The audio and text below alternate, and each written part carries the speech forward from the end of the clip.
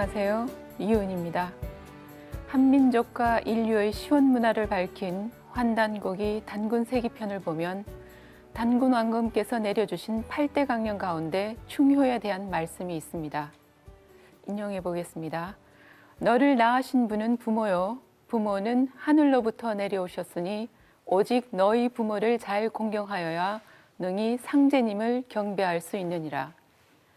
이러한 정신이 온 나라에 퍼져나가면 충효가 되나니 너희가 이러한 도를 몸으로 잘 익히면 하늘이 무너져도 반드시 먼저 벗어나 살 수 있으리라. 이처럼 우리 민족은 태고시대부터 효가 인륜의 근본임을 강조해왔고 충과 효를 실천하는 것이야말로 인륜의 근본을 회복하는 첫걸음이라 여겨왔습니다. 오늘 이 시간에는 지난 시간에 이어 몸소 충효를 실천했던 성웅 이순신의 리더십에 대해 좀 더 자세히 알아보는 시간을 가지겠습니다. 자, 그럼 이순신 리더십 전문가이신 임원빈 교수님을 자리에 모시겠습니다. 큰 박수로 맞이해 주시기 바랍니다. 어서 오십시오.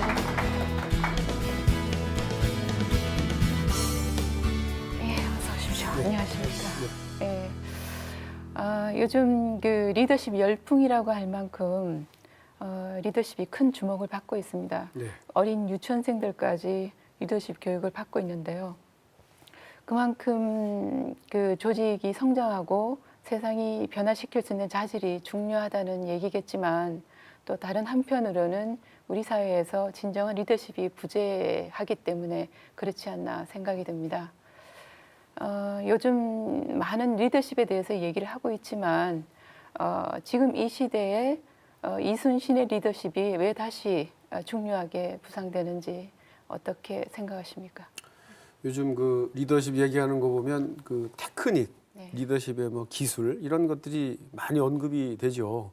그것도 이제 중요하지만 제가 볼 때는 더 궁극적으로 중요한 거는 그런 역량을 지니고 그야말로 이 사회가 제대로 갈 수 있도록 어떤 그 나름대로 역할을 할 것이다라고 하는 어떤 역사의식, 가치지향의식 이런 게 있어야 되고 또 하나는 리더는 자기 자신보다는 조직 공동체나 나라, 국민을 위해서 이제 살아야 되는 그래서 고결한 인격을 갖춰야 되지 않을까 이제 그런 생각을 해보는데 리더 이순신이 그 세 가지를 다 갖췄어요. 실력도 갖추셨고 역사의식, 고결한 인격.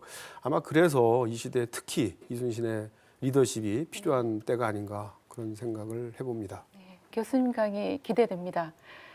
그럼 이순신의 리더십에 대한 강의를 본격적으로 청해 듣겠습니다. 큰 박수로 자리에 모시겠습니다.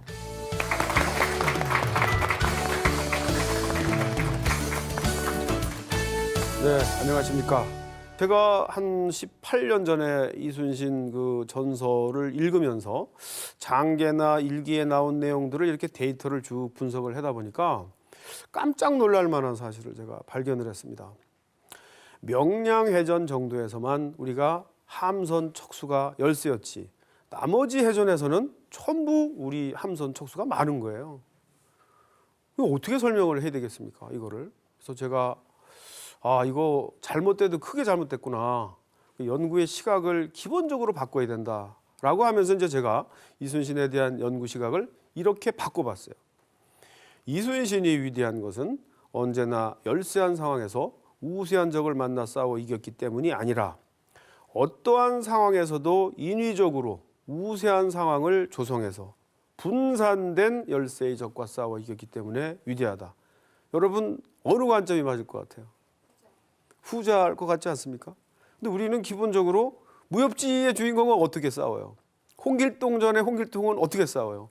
일당백한단 말이죠. 근데 그거는 소설 속의 가공의 인물이고 이순신이라는 분은 역사적 실존 인물이고 임진왜란 7년여 전쟁을 치른 분이고 그 해전에서 모든 해전을 승리로 이끌었는데 우리가 그냥 상식적으로 생각하는 것처럼 언제나 일당백하는 열세한 상황에서 우세한 적을 만나 싸워 이겼다? 그 모든 해전을 전부 다?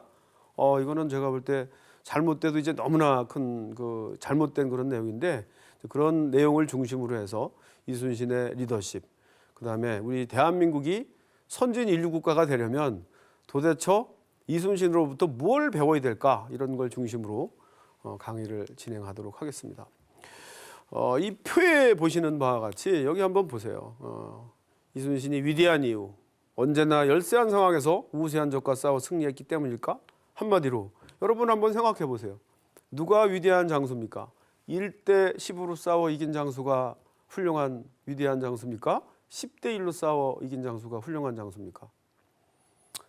뭐 이겼으면 다 훌륭한 거지 그게 무슨 관계가 있어? 뭐 이렇게 생각할 수도 있어요. 근데 제가 이제 이런 말씀을 드리는 거는 우리는 그냥 늘 생각에 소설 같은 무협지 같은 일당백하는 그런 리더를 요구하고 있는 건 아닐까? 그런데 이거는 사실이 아니라는 거죠. 그래서 제가 한 10여 년 전에 이런 내용들을 어느 세미나에 가서 발표를 했더니 어느 분이 벌떡 일어나면서 아니 임 교수는 말이야 사관학교에서 생도를 가르치는 사람들이 왜 이순신을 폄하하는 거야? 1대 10으로 싸워 이긴 게 훌륭한 거지 10대 1로 싸워 이긴다 그러면 나도 이기겠네. 그게 뭐가 훌륭한 거야? 황당하죠 좀. 언뜻 들으면 맞는 것 같아요. 우리나라 사람들이 되게 이제 누가 얘기하면 잘 안 믿고요. 꼭 경전을 동원을 해야 믿는데 그럼 뭐 경전 한번 보죠. 자 여기 한번 손자병법에 나오는 얘기인데 훌륭한 장소의 조건 손자병법 균형편에 나온 얘기입니다. 고지 소위 선전자는 승어 이승자여라 이런 구절이 있어요. 제가 뭐 해석은 안 해놨는데 옛날에 이른바 싸움을 잘하는 자는 이게 아주 중요합니다. 이 시울이 바꿀력 두 가지 뜻이 있는데요. 우선 시울 이자입니다. 쉬운 승리에서 승리하는 자이다. 진짜 싸움을 잘하는 자는 쉬운 승리에서 승리하는 자래요. 여러분 1대 10이 쉬운 승리입니까? 10대 1이 쉬운 승리입니까? 당연히 10대 1, 100대 1의 상황을 만들어 놓고 싸우는 게 쉬운 승리죠. 그러므로 선전자지 승리하는 싸움을 진짜 잘하는 자의 승리는 무지명이요 무용공이라 지혜롭다는 이름도 없고 용맹스럽다는 공도 없다. 그 할아버지가 말씀하시는 것처럼 에이 뭐 그거 뭐 10대 1로 만들어 싸웠다면은 뭐 나도 이기는 거네. 아무도 주목하지 않는다는 거예요. 그러나 병법의 대가 손자가 볼 때는 그게 진짜 위대한 승리라는 거예요. 보통 사람들은 보통 결과만 가지고 얘기하는데 어떻게 했길래 저 리더는 싸우기 직전까지 저렇게 우세한 상황을 만들었을까? 여러분 이게 리더가 고민해야 될 것이고 만들어야 하는 상황이거든요. 이순신은 언제나 열세한 상황에서 우세한 적을 만나 무협지 주인공처럼 싸워 이긴 분이 아니고 어떤 상황에서도 인위적으로 우세한 상황을 조성해서 싸우신 분이란 말이죠. 이순신이란 분 우리가 생각하는 거하고 다릅니다. 이분 굉장히 철두철미한 분이고요. 지는 전투 절대 하지 않습니다. 질 것 같은 전투에 나가라고 그러면 그게 임금의 명령이라 하더라도 거절한 분이 이순신입니다. 우리가 알고 있는 이순신하고 전혀 다르지 않습니까? 여러분 정유년 2월 달에 이분이 삼도 수군 통제사 한 5년 동안 하시다가 파직이 되는데 그 파직의 이유가 뭐냐? 아까 지난 시간에 말씀드린 것처럼 빨리 부산 쪽으로 출동해서 가동평정이 잡아라. 이게 임금 선조의 밀명이에요. 명령입니다. 이걸 거절했어요. 왜? 뭐 자세하게는 제가 설명을 여기서 못 드리겠지만 그 당시 가등청정리를 잡으러 부산포로 공격하는 것은 마치 화약을 쥐고 불에 뛰어드는 것 같은 위험한 상황이다. 왜? 거기를 부산을 가려면 거기 이제 여러분 그 부산 근방에 가덕도 뭐 안골포 웅천 이런 그 외성들이 있는데 이 수로를 통과를 해야 돼. 얘네들을 제거를 안 하고 부산으로 공격해 갔을 때 얘네들이 나와서 뒤를 이렇게 포위를 하면 완전히 도간에 든 쥐가 되고요. 그다음에 출동을 하러 갔는데 그 당시 배는 뭐 20-30m밖에 안 돼요. 판옥선 크다고 하지만 작은 배입니다. 바람이 불거나 파도가 높으면 섬이나 포구에 정박해야 되는데 그 당시 포구와 섬이 전부 다 일본군이 장악한 장악 지역이에요. 이렇게 위험한 상황이기 때문에 안 간 거거든요. 결과는 어떻게 됐어요? 파직됐죠. 다시 통제사가 된 원균은 7천량에서 전멸에 가까운 패배를 당하고 자 그래서 이제 우리가 그동안 위대한 역사적 실존 리더 이순신을 마치 무협지 주인공처럼 이렇게 이제 이해를 해왔는데 우리가 합리적으로 과학적으로 역사적 인물로 되돌이켜서 도대체 이분은 어떻게 싸웠길래 임진왜란 7년여 전쟁 기간 동안 40여의 해전을 모두 승리로 이끌었을까? 아마 이런 분야는 어떻게 보면 위대한 리더 이순신의 전문성, 역량, 실력 이런 것들을 확인하는 게 아닐까 이제 그런 생각을 해보는데요. 자, 그래서 제가 리더십을 한 5가지 정도로 이제 여러분들한테 소개를 할 텐데 제일 먼저 소개해드릴 분야가 전문성, 능력, 실력입니다. 제가 볼 때는 뭐 어떤 리더십 이론에서도 가장 중요한 것은 리더의 실력입니다. 자기가 장악하고 있는 조직 공동체에 대한 직무 지식이 없이는 절대 훌륭한 리더가 될 수가 없어요. 이거 기본입니다. 자, 이순신의 리더로서의 역량을 확인할 수 있는 분야가 이제 여러 분야가 있는데 그 가운데 이제 병법에 국한해서 여러분들한테 설명을 드리도록 하겠습니다. 병법, 전쟁 승리의 원리, 전쟁 승리의 법칙. 전쟁도 아무렇게나 하는 게 아니에요. 이길 수 있는 승리의 원칙이나 원리를 따를 때 이기는 거거든요. 도대체 이분은 7년여 전쟁 기간 동안 어떤 전쟁 승리의 원칙을 적용시켜서 승리했을까? 그건 이제 한번 살펴볼 텐데, 그래서 대개 한 7가지로 살펴보려고 합니다. 첫 번째, 통합된 세력으로 분산된 열세 적을 공격하라. 적의 지휘선이나 주력함에 화력을 집중하라. 유리한 장소와 시간을 주도적으로 선택하라. 지형의 이점을 10분 활용하라. 정확한 정보가 아니면 함부로 움직이지 마라. 만반의 준비 태세는 승리의 기초이다. 이길 수 있는 조건을 갖춘 뒤에 싸워라. 여러 가지가 있는데 제가 볼 때 이순신 병법을 한마디로 요약하려면 뭐냐? 이렇게 이제 질문을 여러분들이 하신다면 저는 이겨놓고 싸운다. 이렇게 말씀을 드리고 싶어요. 이겨놓고 싸운다.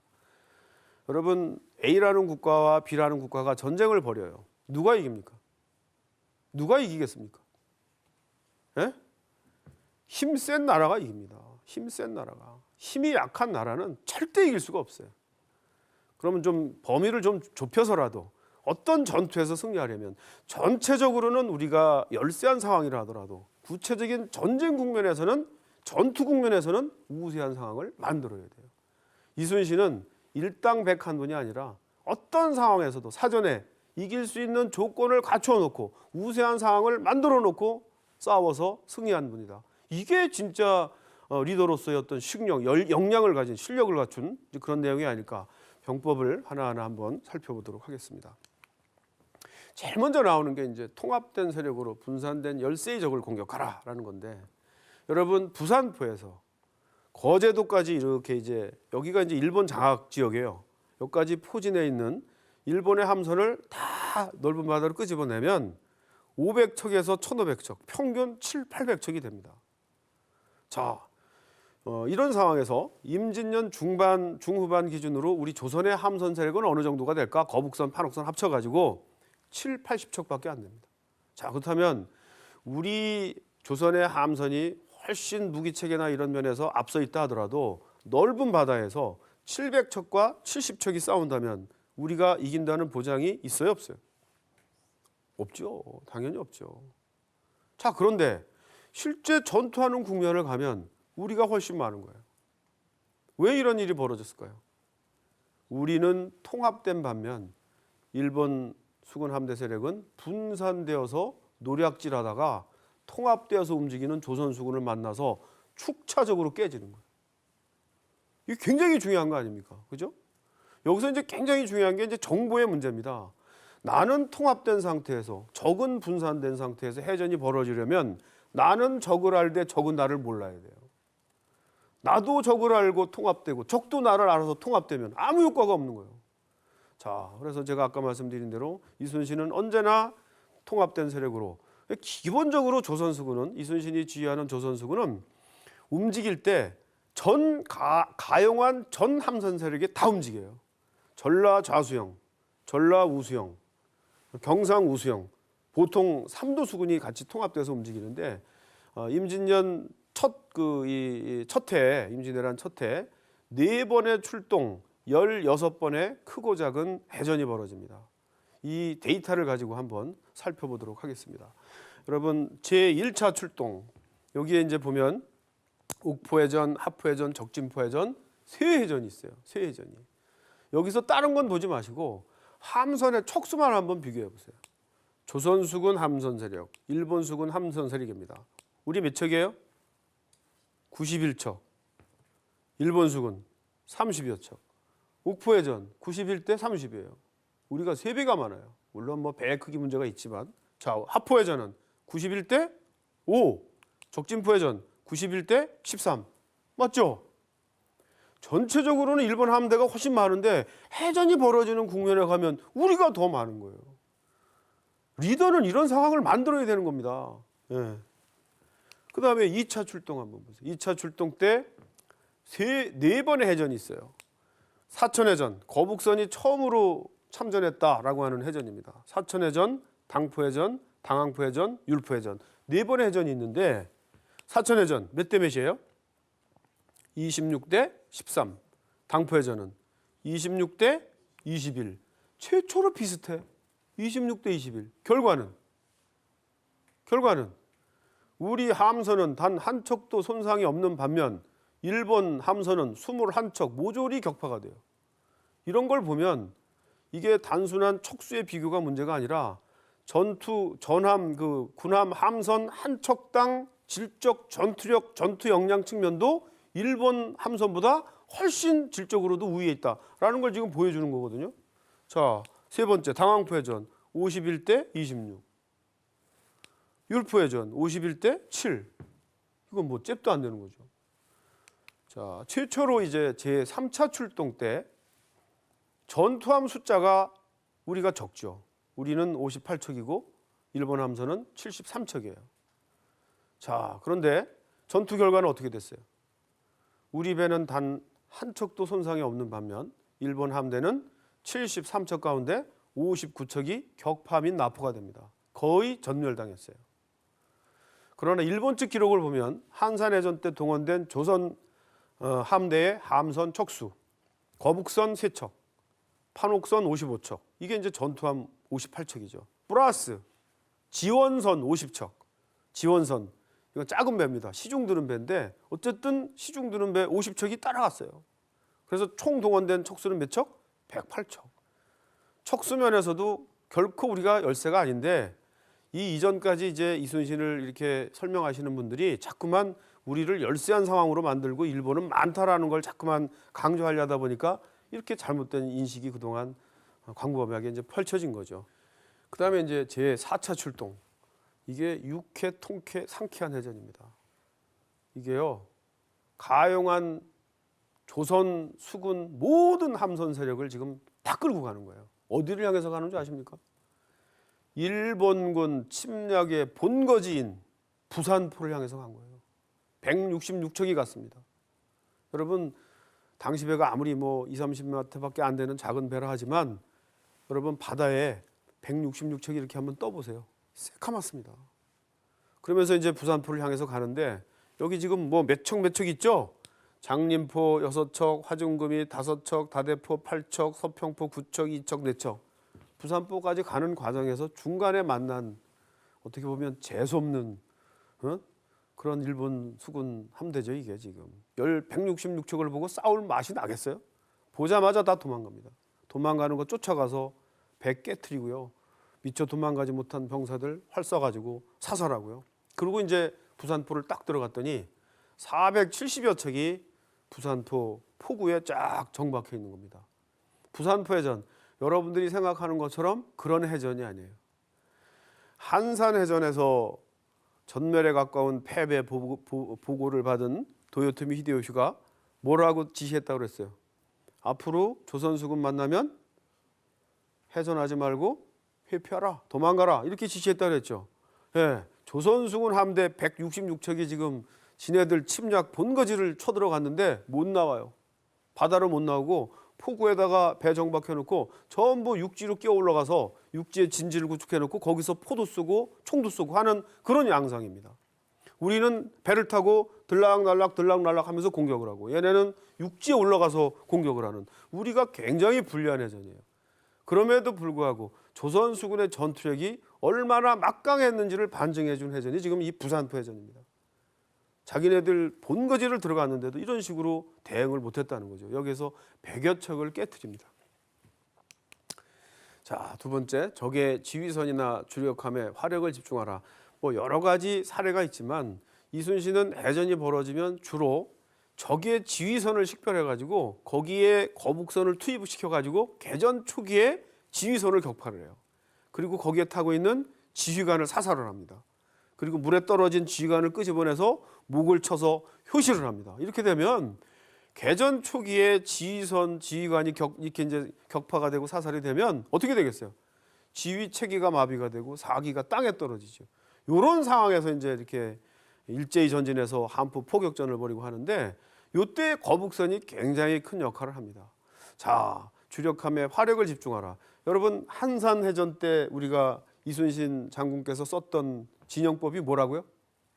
뭐라고요? 하객진. 이거 다 알잖아요. 이순신, 거북선, 하객진. 하객진이 뭘까? 하객진이 학의 날개처럼 이렇게 날개를 펴서 조선 수군을 공략해 들어오는 일본 수군을 기다리고 있다가 날개처럼 쏴서 에워싸서 선두 2, 3척에 이 화포를 화력을 총통을 집중해서 사격을 하는 겁니다. 한마디로 얘기하면 이게 제가 볼 때는 한산해전 때 보여진 하객진, 제가 볼 때는 근대 한포 포격전의 효시입니다. 이게 여러분 당시에 이 판옥선이나 거북선을 볼 때 포가 어디에 많이 있어요? 선수에 많이 있습니까? 현측에 많이 있습니까? 예? 선수에는 거북선 1문, 판옥선은 한 1, 2문, 2문, 현측에는 거북선은 6개의 포구가 있어요. 판옥선은 그거보다는 좀 많을 것 같아요. 한 8개 이상 설치 포구가 있을 것 같아요. 자, 그렇다면 여러분들이 그 당시 조선수군 판옥선 거북선의 함장님이라면 적을 공격할 때 내가 포격을 가해야 되는데 선수가 적을 보는 게 효율적입니까? 현측이 적을 보는 게 효율적입니까? 그렇죠? 포가 많이 배치되어 있는 나의 현측이 적을 보면서 기동을 해야 이게 자기가 가지고 있는 화력을 집중적으로 효과적으로 사용할 수 있을 거 아닙니까? 하객진은 그런 거죠. 일본 애들은 한포를 쓰는 게 아니라 이제 소위 등선 백병 전술. 일본 수군의 해전 전술은 원거리에서는 활이나 조총을 쏘다가 가까이 와서 상대편 배에 기어올라 가서 이제 칼싸움을 벌이는 게 이제 주 전술인데 그렇게 하려면 어떻게 해야 돼요? 붙어야 돼요. 얘네들은 무조건 와야 됩니다. 그걸 기다리고 있다가 이제 이렇게 날개처럼 펴서 이쪽에 3척, 이쪽에 3척, 6척만 하더라도 여기 뭐 8문 정도가 포가 현측에 있다 그러면 6, 8, 48, 48문에서 선두에 공격해 들어오는 애들을 2, 3척에 이렇게 화력을 집중하면 일시에 격파가 되잖아요. 이순신이 보낸 장계를 보면 일시에 하객진을 펼쳐서 선두 2, 3척을 일시에 격파를 합니다. 그러니까 저 뒤에서 구경 애들은 아마 그 격파되는 걸 보고 전의를 상실하고 도망가기에 바쁜 상황이 되는 거 아니겠습니까?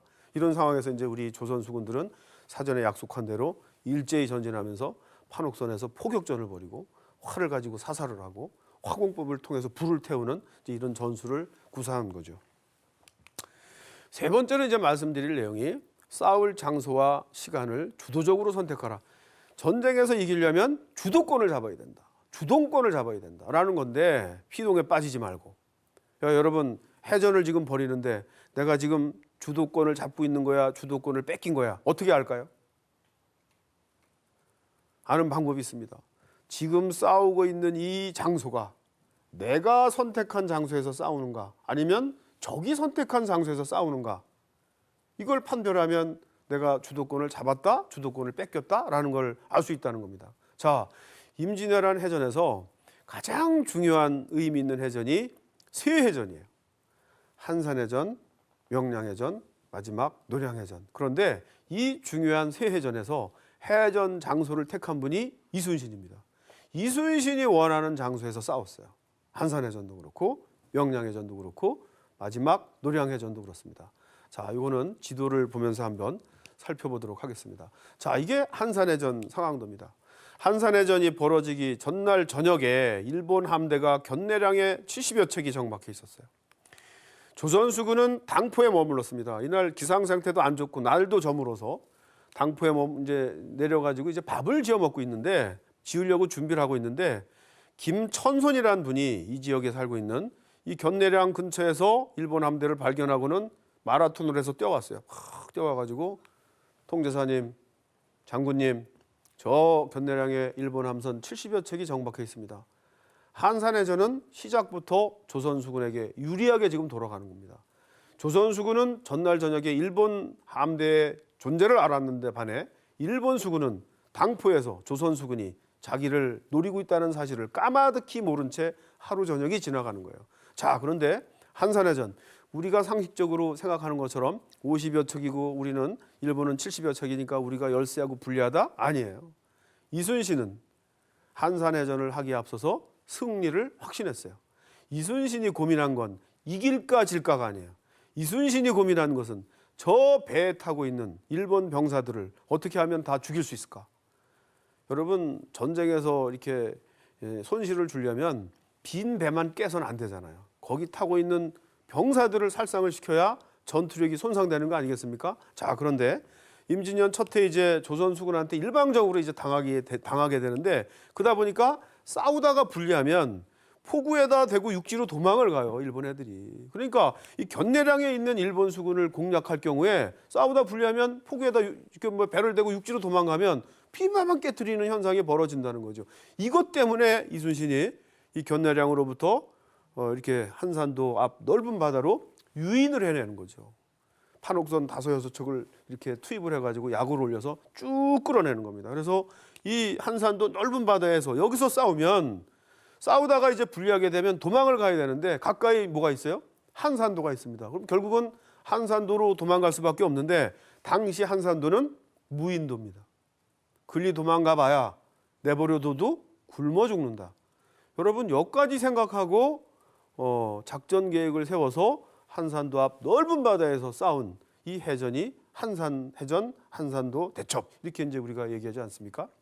자, 그런데 이런 그 이순신도 이 한산해전은 사실은 조선 수군과 일본 정예 수군과의 한판 승부예요. 이게 일본 한산해전 때 동원된 일본 왁기 작가 야스하루라고 하는 일본 지휘관이 이제 지휘하는 이 일본 함대는 일본 수군 가운데 가장 훈련이 잘 된 정예 수군 부대거든요.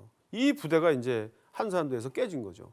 이런 정예 수군 부대조차도 이렇게 한산도 앞 넓은 바다에서 싸운 거예요. 여러분, 그 싸움에 자신이 없으면 넓은 데서 싸울 수 있어요, 없어요?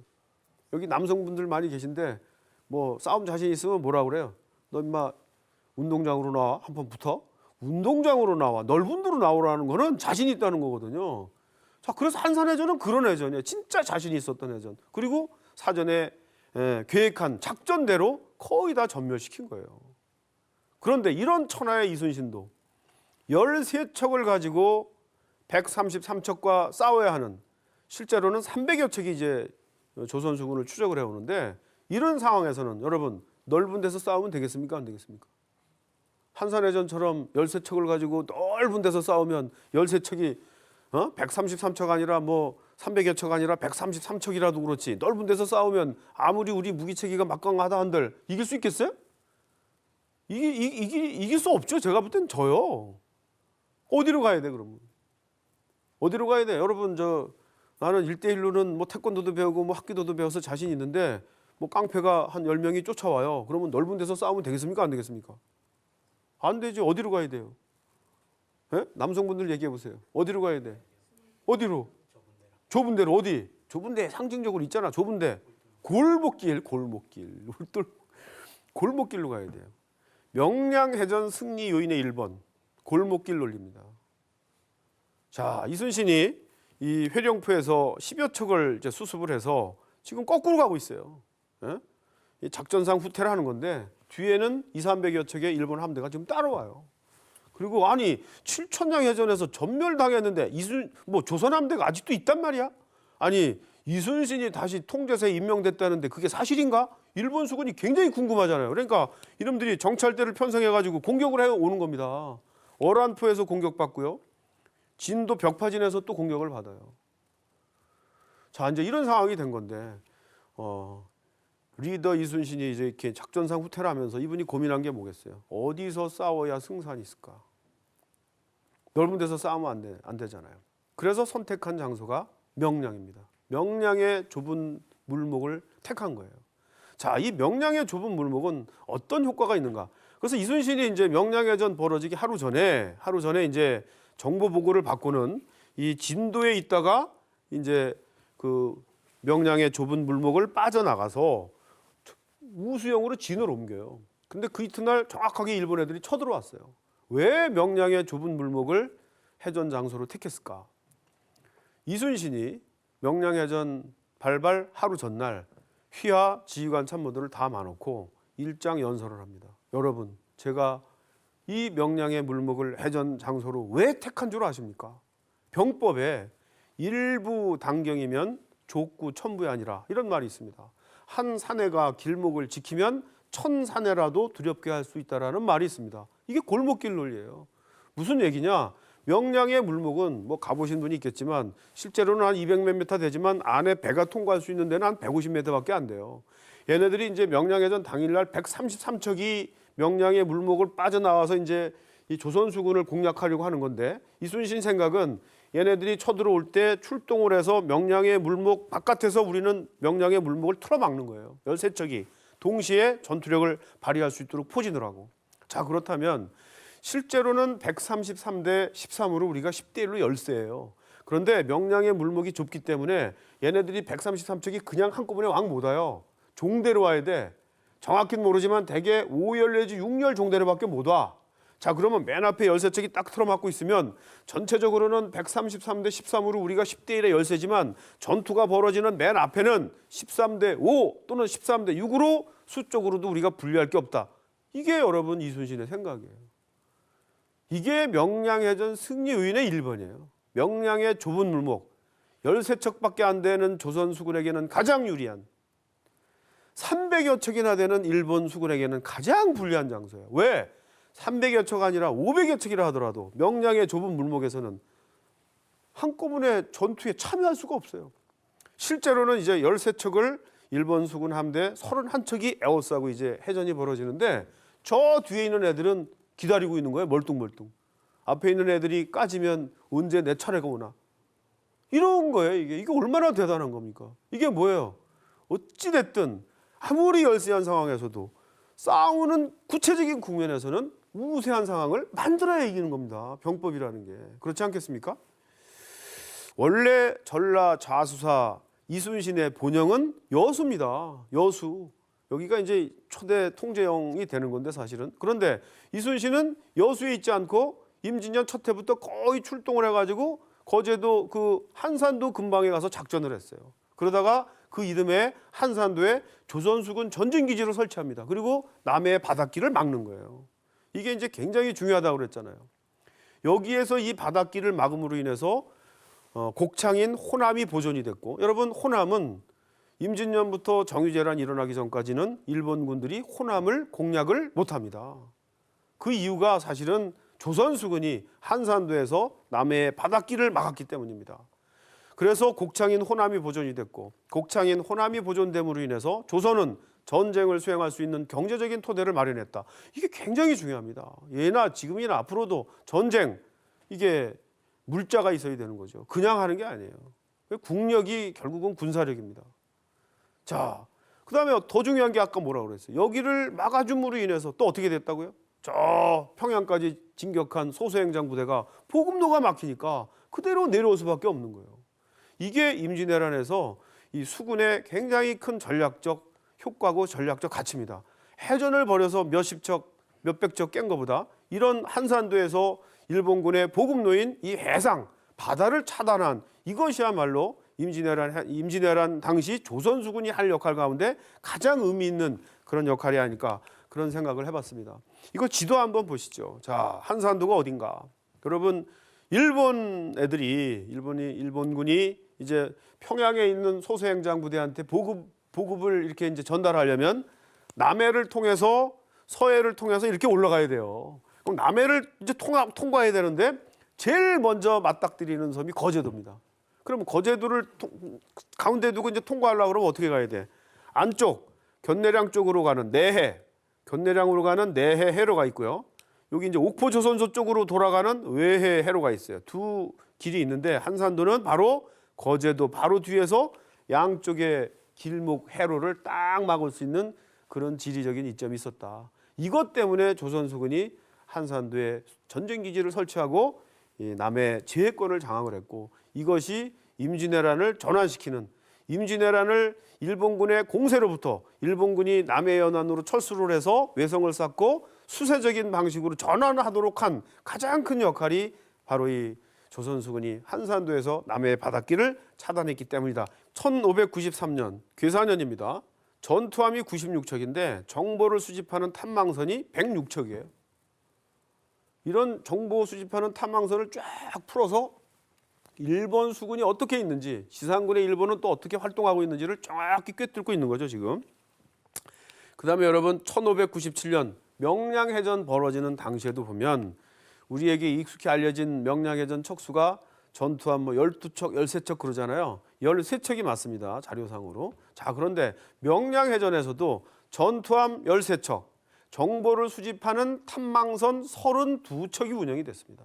그래서 이분이 회령포로부터 이렇게 후퇴하면서 뒤에 32척의 정보선, 정보를 수집하는 배를 깔아놓고 이것도 모자라서 육지 쪽으로 지상군 정찰부대를 파견합니다. 그래서 조선수군은 쫙 후퇴를 하면서 뒤에 탐망선 정찰부대를 깔아놓고 일본 애들이 어떻게 추적하는지를 손바닥 보듯 보면서 이제 가신 거죠, 이분이. 자, 명량해전 이 날짜를 예측하는 것도 이분이 얼마나 정확하냐면 명량해전 벌어지기 이틀 전에 정보를 수집하는 군관, 탐망군관 임준영이라는 사람이 와가지고 정보 보고를 합니다. 통대사님, 지금 명량의 입구인 어란포에 적선 200여 척 가운데 55척 선발대가 도착을 했습니다. 이 정보 보고를 받고 이순신이 그 우수영 쪽에 있는 피난민들을 빨리 도망가라고 지시를 하고, 그 다음에 진도에 있던 우리 이제 조선 수군도 이렇게 출동 준비를 해가지고 명량의 물목을 빠져나가서 우수영으로 가는 거예요. 그리고 진을 옮긴 그 이튿날 정확하게 일본 수군이 쳐들어옵니다. 이런 걸 보면 당시 어떤 커뮤니케이션 체계나 뭐 이런 것들이 지금하고는 뭐 비교가 안 되지만 그 당시 수준에서는 이분이 어떻게 정보를 정확히 수집을 했고 그거를 분석을 해서 작전에 정확하게 이렇게 사용을 했는지라는 것들이 여기 이제 정확하게 드러나고요. 이런 것들이 뒷받침이 됐기 때문에 이순신은 언제나 우세한 상황에서, 유리한 상황에서 해전을 펼쳐서 승리할 수 있었다. 자, 이제 여기까지가 이순신, 위대한 리더 이순신의 실력을 이제 확인해 본 거라고 한다면, 이제 두 번째는 변화 혁신형 리더십. 혁신 또 혁신하라. 이게 이제 참 요즘 뭐 화두지요. 변해야 살죠, 우리가. 자, 우리 인류 역사를 보면 어떤 시기는 굉장히 빨리 변해요. 어떤 시기는 굉장히 느리게 변해요. 현재 기준으로 보면 어떤 분야는 굉장히 빨리 가요. 어떤 분야는 지금도 굉장히 천천히 변해요. 빨리 변하는 IT가 대표적인 분야 아니겠습니까? 이런 분야에 있는 사람들은 뭐 정신이 없죠. 자, 그렇다면 당신은 어떤 상황이었을까? 무기 체계, 세계 무기 체계 발달사 그런 측면에서 봤을 때 당신은 칼이나 활이나 창을 위주로 하는 재래식 무기로부터 화약 무기로 전환하는 일대 전환의 시기입니다. 굉장히 중요한 시기죠, 이 시기가. 이런 시기에 이 변화를 주도적으로 이렇게 수용을 하고 그것을 자기화하지 못한 문명이나 국가는 다 망하는 거예요. 자, 이 시기. 자, 그렇다면 여러분 이순신 그러면 생각나는 게 뭐라고 그랬어요? 거북선, 하객진 이런 거 아닙니까? 거북선. 이게 뭐예요? 일본 수군 해전의 전술의 장단점, 조선 수군이 하고 있는 해전 전술의 장단점을 정확히 모르면 도저히 나올 수 없는 작품이 거북선입니다. 여러분 거북선 얘기 한번 해볼까요? 거북선 뭐 하는 거예요 이게 지금? 거북선을 왜 만드는 거예요? 아니 판옥선이 있는데 한포 포격전을 벌이는 판옥선이 있는데 무슨 뭐 거북선을 뭐 만들었대? 그게 큰 역할을 했대? 어떤 역할을 한 거야? 왜 만든 거야? 궁금하잖아요. 저도 궁금했어요. 자, 한포 포격전을 구사하는 판옥선 문제점이 뭘까요? 예? 이 판옥선에 있는 천자총통, 천자총통의 경우는 피사체 대장군전 이런 걸 넣고 쏘면은 한 800m, 1000m 나가요. 그런데 20-30m밖에 안 되는 일본 함선을 1000m 밖에서 쏴서 맞출 수 있겠어요, 없겠어요? 택도 없죠. 100m는요. 저희들이 만들어서 쏴봤더니 100m도 택도 없어요. 그러면 어떻게 해야 명중률이 높아질까요? 명중률을 높이려면 어떻게 해야 될까요? 가까이 가서 쓰면 되잖아요. 가까이 가서 쓰면. 근데 여러분 당시 조총의 유효 사거리가 50 내지 60m였대요. 그리고 일본 애들은 기본적으로 해전 전술이 뭐냐? 무조건 쏜살같이 달려와가지고 붙어서 백병전을 벌이는 게 이놈들의 기본적인 거예요. 그러니까 너무 가까이 가서 이 포격전을 벌일 경우에 어떤 문제가 생기냐. 혹시 불반탄이라도 생기면 또 이제 문제가 뭐냐. 당신은 포를 한번 요즘처럼 자동포가 아니잖아요. 한번 빵 쏘고 나면 다시 끌어들여서 거기다가 화약 넣고 강목 재이고 또 넣고 피사체 넣고 쏠라 그러면 얼마나 걸리겠어요? 한 3분 5분 걸릴 거 아니에요. 그 당시 이건 뭐예요? 무방비에 아무 대책이 없어. 그 당시 그런 상황에서 배에 기어 올라와가지고 칼싸움 벌이면 칼싸움 잘하는 일본 애들한테 다 당하는 거야. 그러니까 가까이 갈 수도 없는 거야. 이순신의 고민이 뭐야? 이게 거북선이 나오게 된 배경이에요. 이순신의 고민이 뭐겠습니까? 가까이 가서 쏴서 명중률도 높이고 그 배에 타고 있는 우리 병사도 보호할 수 있는 그런 배가 없을까? 이게 여러분 이 요구 조건을 만족시키는 게 거북선이에요. 거북선은 해전이 벌어지면 어떻게 한다고요? 가장 먼저 돌격을 해서 어디를 향해서 갑니까? 적의 지휘선을 향해서 가는 거예요. 거의 10m 정도까지 접근을 해서 용의 입으로부터 현자철화를 빵 쏩니다. 이거는 인명 살상용 탄 아니에요. 조란탄, 조란환 그러는 겁니다. 천수각을 향해서 쏩니다. 일본 지휘관이 거주하는. 대개 그 주변에 많은 전사들이 병사들이 살상이 되죠. 그 다음에 부딪히기 전에 옆으로 선회를 합니다. 거북선 옆에 6개의 포구멍이 있어요. 여기서 포를 쏘는데 10m 이내입니다. 빡 쏘면 다 맞겠어요? 안 맞겠어요? 거의 다 맞죠. 자, 이제 이 상황이 됐어요. 그런데 불발탄이 발생했어. 그래가지고 얘네들이 쏜살같이 와가지고 거북선에 올라와가지고 백병전을 벌이면 다 죽어. 이런 걸 방어하기 위해서 이게 뭐 한 거예요? 거북 등 모양의 뚜껑을 덮어서 백병전을 벌이려고 하는 일본 애들이 못 들어오게 한 거예요. 그 다음에 혹시 기어올라 오더라도 활동을 못하도록 위에 뭘 꼽았어요? 칼과 쇠못을 꼽고 위에 거적대기를 덮었어요. 이게 여러분 거북선이에요. 세 번째로 이제 말씀드리는 것은 뭐 요즘 리더십 그러면 가장 강조되는 게 소통 아니겠습니까? 그 당시는요 조선이라는 나라 양반, 상민, 산업공상 뭐 해가지고 신분 차별 사회예요. 지금보다 훨씬 권위주의적인 그런 종적인 사회죠. 자, 그럼에도 불구하고 이분은 상당히 대화, 소통 이런 게 거의 일상화되어 있는 분입니다. 이게 지금 일기 내용인데 한번 몇 개 보십시오. 식후에 충청수사, 정걸, 이홍명, 광양현감, 어영담이 와서 종일토록 군사일을 이야기하였다. 아침 후에 우수사 뭐 누가 와서 의논하는 차에 가리포도 오고 경상 우수사도 와서 의논했다. 순천도 오고 누가 와서 종일 이야기하였다. 늦게 19 장수들과 함께 모여 이야기하였다. 이게 이제 일기니까 이제 이런 표현인데 이분은 늘 밑에 있는 지휘관 참모들하고 전술을 토의하고 같이 상의를 하는 이제 이런 것들이 이제 위기 상황에 빛을 발휘하는 건데 여러분 우리는 이순신 그러면 맨날 싸워서 이기는 이순신, 무협지 주인공 같은 이순신 이런 이순신을 생각하기 쉬운데 물론 성과 창출이 중요합니다. 위대한 리더 이순신, 임진왜란이라고 하는 조선조 최대의 국난을 극복한 어마어마한 성과를 창출했죠. 그러나 성과 창출만 가지고 이순신이 위대한 리더가 되는 건 아닙니다. 이순신에게 있어서 도대체 임진왜란은 어떤 의미의 전쟁인가? 정의의 전쟁입니다. 수천 년 동안 조선의 은혜를 입어온 일본 어느 날 갑자기 아무 이유 없이 침략을 해서 백성을 도륙하고 임금이 있는 도성을 침탈하는 이런 천인공노할 만행을 보고 이순신이 임진년 초기부터 하늘에 맹세를 합니다.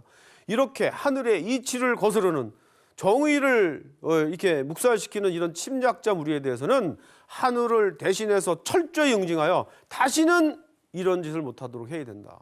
그래서 정의가 승리한다라는 것을 반드시 보여줘야 된다. 어떻게 하는 게 철저히 응징하는 거냐?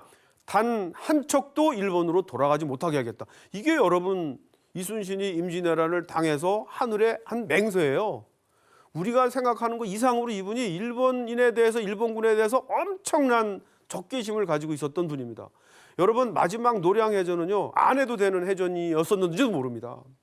노량해전 다른 울산부터 다른 전선에서는 대개 도요토미 히데요시가 죽고 철군 명령이 내려지자 대개 퇴로를 다 열어주고 다 갑니다. 그런데 이순신한테 봉쇄당한 순천의 소서행장 부대만 못 돌아가고 맥혀 있는 거예요.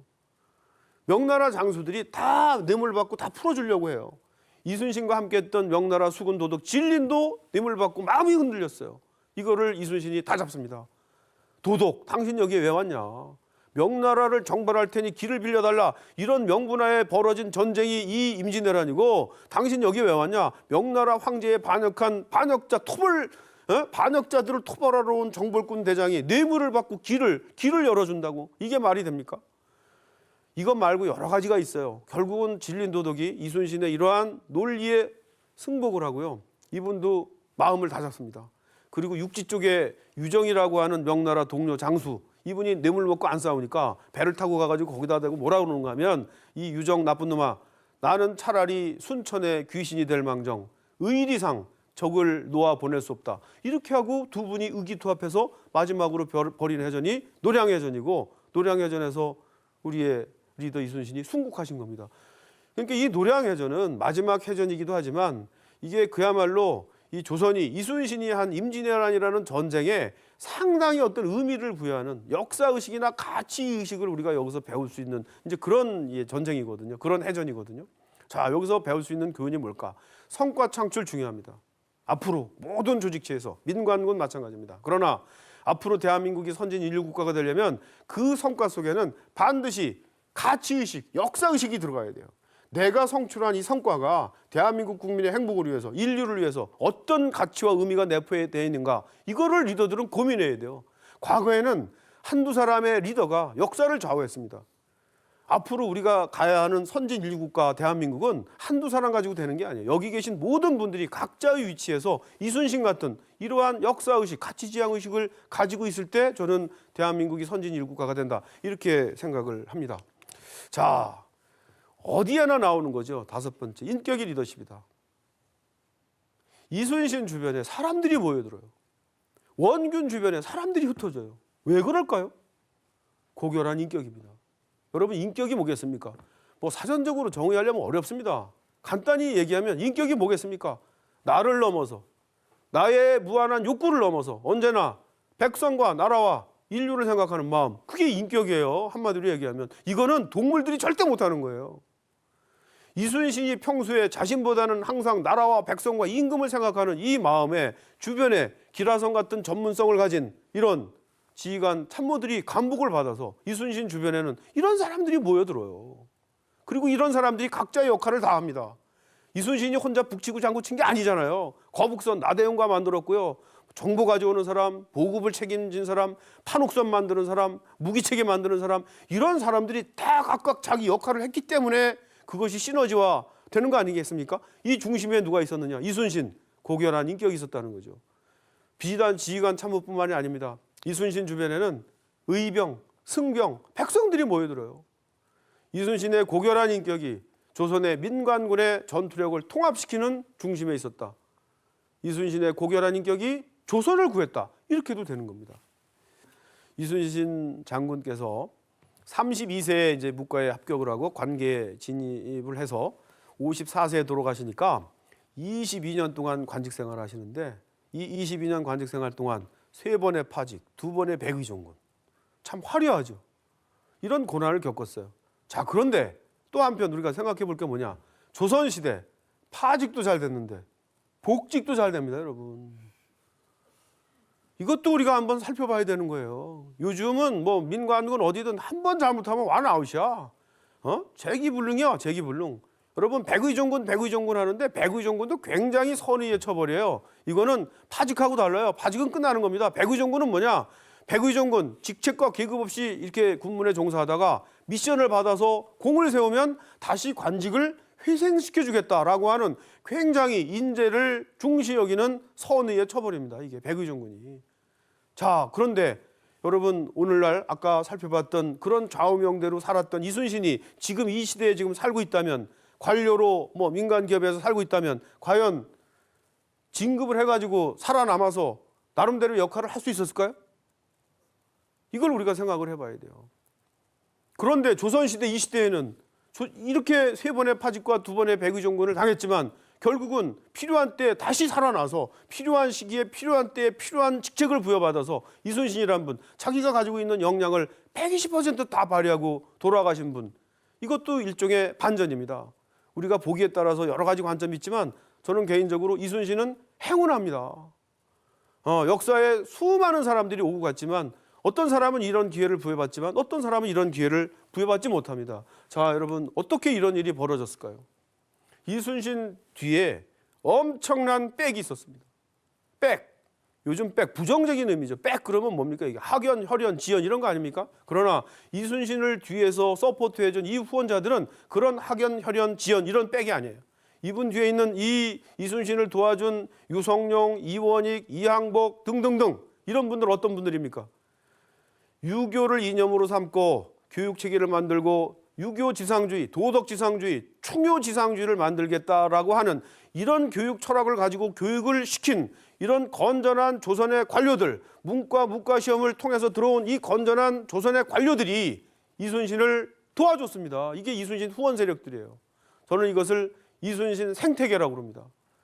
위대한 리더 이순신 혼자 할 수 있는 건 없어요. 역사적으로 인류 사회에서 혼자 뭘 할 수 있는 건 없는 겁니다.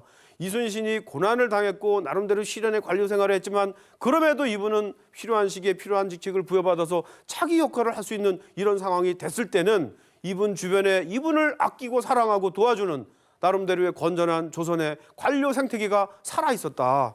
이런 말씀을 드립니다. 자, 선진 인류 사회가 되려면 이순신 생태계가 조성이 됩니다.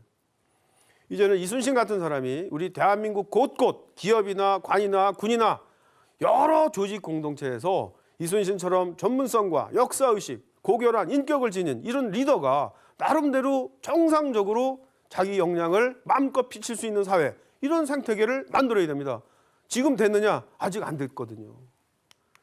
자, 여러분, 이순신 우리가 꿈꾸는, 우리가 닮고 싶은 한국적 리더의 표상입니다. 저는 이순신처럼 나름대로의 실력을 가지고 나름대로의 성과를 창출한 리더를 유능한 리더라고 합니다. 그러나 위대한 리더가 되려면 여기에 가치의식, 역사의식, 여기에 고결한 인격 가치를 갖추어야 위대한 리더, 이렇게 이제 우리가 평가할 수 있는데, 그런 의미에서 이순신은 한국적 리더의 표상입니다. 여러분, 여기 계신 모든 분들이 이순신과 같은 이런 리더가 되셔서 우리 대한민국을 선진 인류 국가로 도약시키는데 나름대로 역할을 해 주시기를 청하면서 강의를 마치도록 하겠습니다. 감사합니다.